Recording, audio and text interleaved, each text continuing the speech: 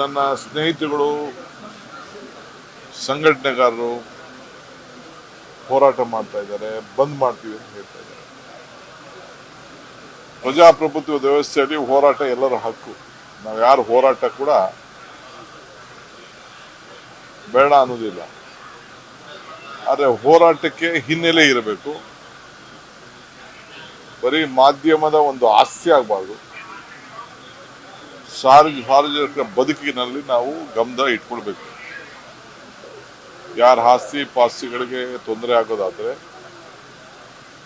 ನ್ಯಾಯಾಲಯಗಳು, ಸರ್ಕಾರಗಳು ಯಾವ ಕಾರಣಕ್ಕೂ ಒಪ್ಪುವುದಿಲ್ಲ. ಅದಕ್ಕೆ ನಾನು ಮನವಿ ಮಾಡ್ಕೊಂಡಿದ್ದೇನೆ, ಇವೆಲ್ಲ ದಯವಿಟ್ಟು ಕೈ ಬಿಡಿ ಅಂತ. ಈಗ ನಾನು ನೀರು ಬಿಡೋದು ಬೇಡ ಅಂತ ನಾನು ತೀರ್ಮಾನ ಮಾಡ್ತೀನಿ ಅನ್ಕೊಳ್ಳೋಣ. ನಾಳೆ ನಮ್ಮ ಸ್ನೇಹಿತರುಗಳೆಲ್ಲ ಏನು ತೀರ್ಮಾನ ಹೇಳ್ತಾರೋ ಅದು ಬೇರೆ ವಿಚಾರ. ಅವ್ರ ಮಾತಿಗೆ ನಾವು ಗೌರವ ಕೊಡಬೇಕು, ಎಲ್ಲರೂ ಆಹ್ವಾನಿಸಿದ್ದೇವೆ.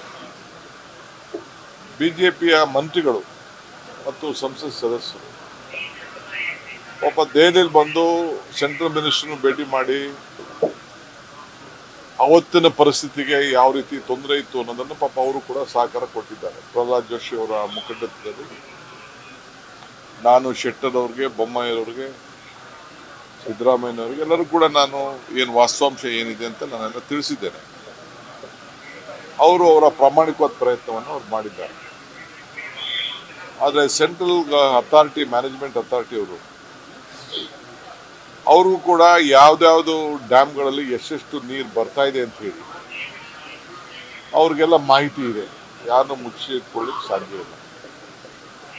ನಿಮಗೆ ಬೇರೆ ಸಂದರ್ಭಕ್ಕೂ ಈಗ ಕೊಟ್ಟಿರೋದು ನಿಮ್ಗೆ ಅರ್ಧನೂ ಕೊಟ್ಟಿಲ್ಲ ಅಂತೇಳಿ ಅವರು ನಮ್ಮ ಅಥಾರಿಟಿಲಿ ನಮ್ಮ ಅಪ್ಲಿಕೇಶನ್ನ ರಿಜೆಕ್ಟ್ ಮಾಡಿದ್ದಾರೆ.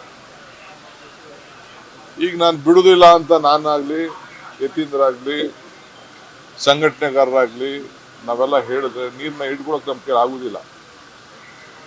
ಇನ್ನೊಂದು ಗಂಟೆಲೋ 1.5 ಗಂಟೆಲೋ ಡ್ಯಾಮು ತುಂಬ್ತಾ ಇದೆ ಅಂತೇಳಿ ನನಗೆ ವರದಿ ಬಂದಿದೆ. ಇಡ್ಲಿಕ್ಕೆ ಸಾಧ್ಯನೇ? ಹೋರಾಟಗಾರರು ಹೋಗಲ್ಲಿ ಮಲಗ್ಲಿಕ್ಕೆ ಸಾಧ್ಯನೇ? ಹಾಗಂತ ನೀರು ಬಿಡುವುದಿಲ್ಲ ಅಂತೇಳಿ ದಯವಿಟ್ಟು ಹೋರಾಟಗಾರರು ಯಾರು ಹೋಗಬಾರ್ದು, ಅಲ್ಲಿ ನೀರನ್ನ ಹಿಡ್ಕೊಳಕ್ಕೂ ಪ್ರಯತ್ನ ಪಡಬಾರ್ದು. ನೀರು ಇಟ್ಕೊಂಡ್ರೆ ನಾವೆಲ್ಲ ಕೊಚ್ಚೊಂಟೋಗ್ತೀವಿ. ನ್ಯಾಯಾಲಯಕ್ಕೂ ಗೌರವ ಕೊಡಬೇಕು, ರೈತರನ್ನು ಬದುಕಿಸ್ಬೇಕು. ಈ ರಾಜ್ಯದ ರೈತರ ಹಿತ ಕಾಪಾಡಲು ನಮ್ಮ ಬದ್ಧತೆ ಇದೆ. ಬಂಗಾರಪ್ಪನವ್ರ ಕಾಲದಿಂದ, ಎಸ್.ಎಂ. ಕೃಷ್ಣವ್ರ ಕಾಲದಿಂದ, ಸಿದ್ದರಾಮಯ್ಯನವ್ರ ಕಾಲದಿಂದ ಮತ್ತು ದೇವೇಗೌಡರು ಕಾಲದಿಂದ ಹಿಡಿದು ಬಿಜೆಪಿ ಸರ್ಕಾರ ಇದ್ದಾಗ ಇಂಥ ಸಂಕಟದ ಪರಿಸ್ಥಿತಿಯಲ್ಲಿ ಅವರು ಅನೇಕ ತೀರ್ಮಾನಗಳನ್ನು ರಾಜ್ಯದ ಹಿತಕ್ಕೆ ತೆಗೆದುಕೊಂಡಿದ್ದಾರೆ.